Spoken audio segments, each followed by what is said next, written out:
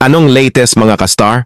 Sa videong ito ay hindi mawawala ang mga maiinit na isyu gaya ng ang di umano'y hiwalayan nila ni Julia Barreto. No, we're okay. Kanina hinatid ko siya sa airport, papunta sila Dubai.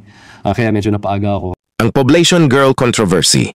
Ang Abu Dhabi trip ni Julia, ang hindi pagdalo ni Gerald sa kasal ni Claudia Barreto na kapatid ng girlfriend niya, at syempre ang buod ng interview ni Gerald sa Tony Talks, at ang pagtanggi niya sa hiwalayan issue.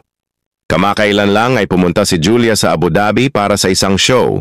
Nabanggit din ni Gerald na siya raw mismo ang naghatid kay Julia sa airport, pero hindi ito napatunayan sa social media. Walang joint photos. Walang kahit anong public display na supportive boyfriend pa rin siya. Ilang araw bago magpa-interview si Gerald kay Tony Gonzaga, ay nagpost si Gerald ng video lugar na ayon sa caption ay malayo sa city stress. Paano siya mai-stress sa hiwalayan issue kung yun ay di totoo? Or nai-stress ba siya sa isang sitwasyon? O sa mga marites ng social media na binabantayan ng bawat pahayag at galaw ng mga artista? But for sure, sanay sila dyan. Di na yan bago sa kanila.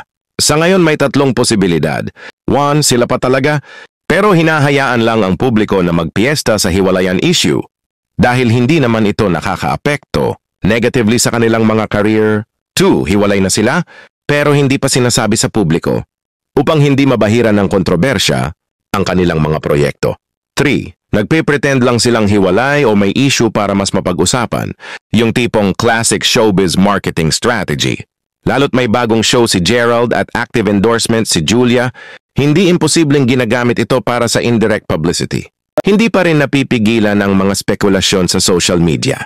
Bakit? Una, matagal na silang hindi nagpo-post ng pictures together. Pangalawa, hindi nagpakita si Gerald sa kasal ni Claudia Barreto, kapatid ni Julia.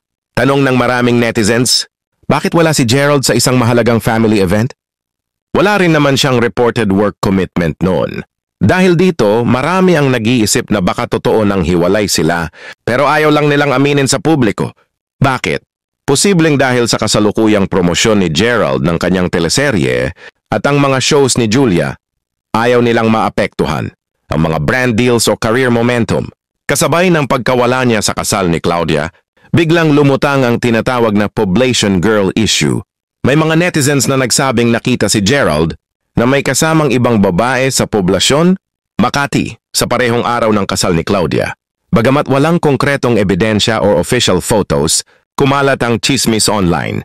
At lalo itong nagpasiklab sa haka-haka na baka may problema nga ang relasyon nila ni Julia. Maaari din naman na totoong okay pa sila, isang paraan ng dalawa ang hiwalayan issue bilang promosyon at suporta sa bawat isa. Alalahanin na sa showbiz ay may kasabihan na good or bad publicity is still a publicity. Totoo pa nga ba ang relasyon o ginagawa na lang nila para sa promosyon ng kanilang mga shows? Yung tatay ko ay isang scammer, pero matagal kami hindi magkasama, iniwan kami ng bata kami. And nagpakamatay siya.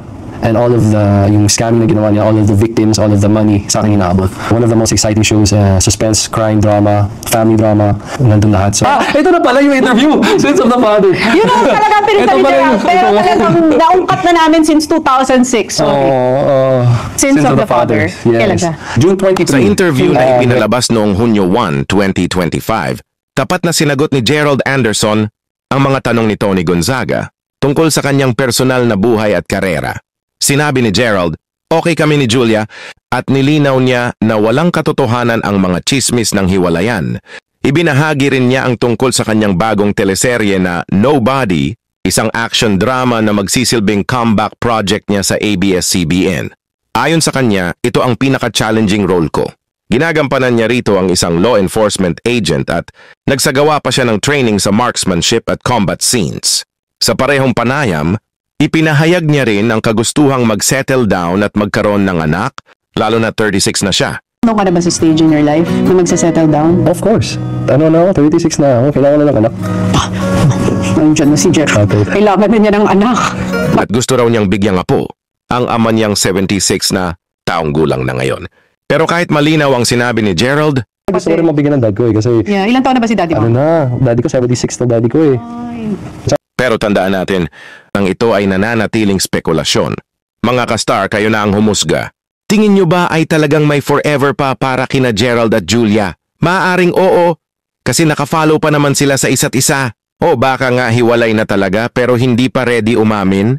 I-comment ang inyong opinion sa ibaba at huwag kalimutang mag-like, share at subscribe para sa mas marami pang mainit na showbiz updates.